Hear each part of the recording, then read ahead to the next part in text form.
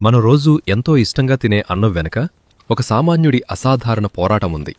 పొలంలో విత్తనం వేసిన దగ్గర్నుండి మన కంచం వరకు ఆ మెతుకు ప్రయాణం ఒక యజ్ఞంలా సాగుతుంది. వేసవి ఎండలకు ఎండుతున్న నేలను రైతు తన నాగలితో పలకరిస్తాడు. మట్టిని తిరగవేసి దానికి ప్రాణం పోస్తాడు. అంటే దుక్కి దున్నడం, మంచి వరి విత్తనాలను ఎంచుకుని వాటిని నారుమడిలో చల్లుతాడు. విత్తనం నుండి నారు వరకు పసిబిడ్డను కాపాడుకున్నట్టు ఆ చిన్న మొలకలను కంటికి రెప్పలా చూసుకుంటాడు. కొన్ని రోజుల తర్వాత ఆ మొలకలు నారుగా మారతాయి. నారును జాగ్రత్తగా పీకి ప్రధాన పొలంలో బురదలో వరుసలుగా నాటుతారు. నడుము వంచి గంటల తరబడి నీటిలో నెలలో నిలబడి చేసే ఈ పని చూడ్డానికి అందంగా ఉన్నా రైతు నడుము విరిగే కష్టమది.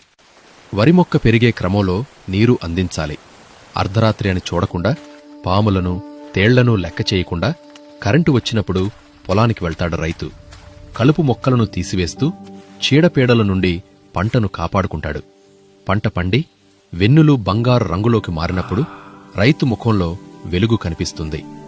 నా దేశ ప్రజలకు కడుపుకి అన్నం పెడుతున్నా అని సంతోషిస్తాడు. కోత, నూర్పిడి, మిల్లింగ్ ప్రాసెస్, ఎండబెట్టడం, డీహస్కింగ్. మిల్లులో వడ్లపైన ఉండే పొట్టును తొలగిస్తారు. అప్పుడు బ్రౌన్ రైస్ వస్తుంది. మరియు పాలిషింగ్.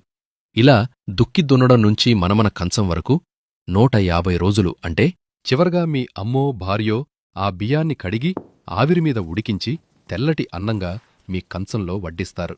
మనం పల్లెల్లో అన్నం వదిలేసేటప్పుడు ఒక్క నిమిషం ఆలోచించాలి.